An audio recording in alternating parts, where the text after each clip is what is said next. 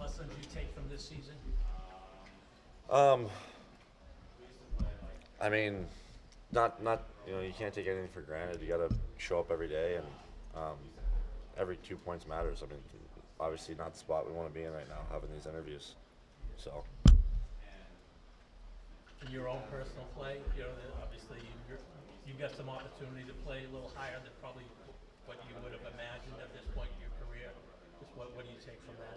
yeah, I mean, see, Charlie and Hampus go down for a lot of time this year, and I mean, for me, um, being able to be kind of thrusted into an elevated role, I think I can take away a lot of positives from that.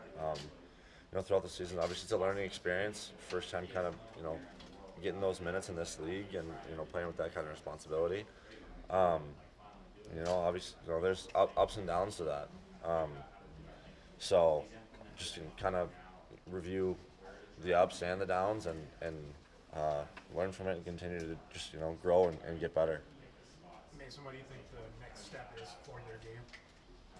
Um, I mean, I want to be you know two-way elite defenseman in this league, and um, I think just continuing to build and work on that stuff, and be more consistent is something that I really want to focus on. So I mean, going into the summer and stuff, I'm gonna work on my explosiveness, feet, stuff like that, shot.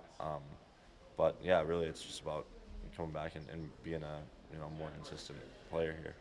Have contract talks started at all? Um, I mean, I'm not gonna talk about that, but yeah, something's gonna happen this summer, and I really love playing here. I love the fans. It's been it's an A+ organization, and uh, I can't wait for the future. When those moves were on me at the deadline, Marsh goes, Carlo, Coyle, older vets, guys that you leaned on.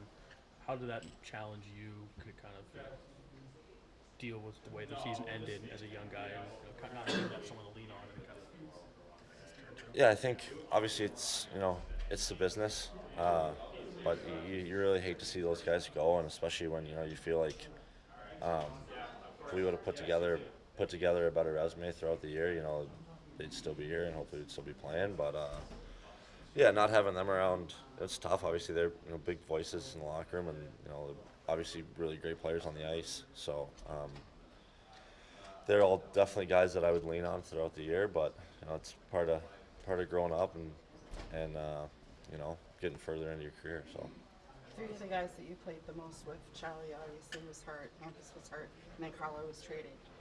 How did your game completely change after, like, you had to keep changing partners after that?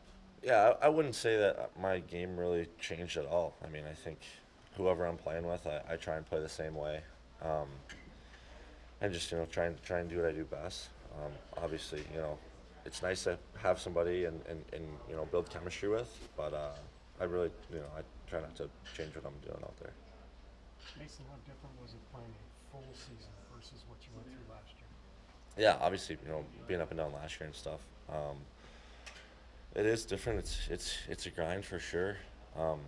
Fortunate to be up all year, and um, yeah, I don't know. I mean, it's definitely a grind, and kind of learn from that experience, and being able to, like I said, it's a big consistency thing, right? 82 games is a lot, and to be able to show up every night and be at your best is that's what I want to be, and I can't say that I was that this year. Joe was talking about having to improve the defensive structure in your game. You can go home for the summer and work on shot and speed and back and sprints. Defensive structure is just from playing. So how do you, when you leave here, what do you think about that element of having to improve? Yeah, in terms of that, obviously, you can work on all the different little intangibles that might help you with doing it, but at the end of the day, it's just about doing it. And um, yeah, in the summer, I guess there's not a ton you can really focus on. Was that your greatest challenge, you feel? Uh, yeah, I mean, I think there's definitely a lot of challenges throughout the year. I think, like I said, I want to be more consistent in it. It's not that I'm like.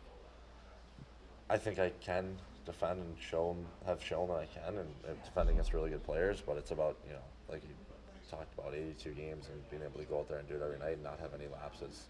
So it's frustrating when you do. So Identifying play, right? yeah. Did you notice any difference in your training regimen through the course of the season playing that many games versus what you played the year before?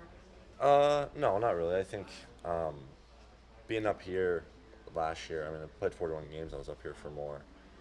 You know, you learn the lifestyle, and you definitely see, you know, what the older guys are doing and stuff. And so I lived that lifestyle last year, and wouldn't say I changed anything this year. It's just obviously I'm doing it for the whole year.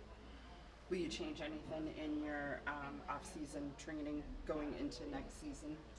In terms of your, like, whether it's lifting weights or, you know, anything along those lines? Yeah, I think. I mean, I really liked what I had last year with, you know, what I did in the off season. Felt like I got faster, stronger, and so I'm kind of looking to do a lot of the same stuff. And just, you know, work on speed, and then obviously get on the ice and, you know, work on the shot, work on the hands a bit. But I want to get faster. That's a big thing.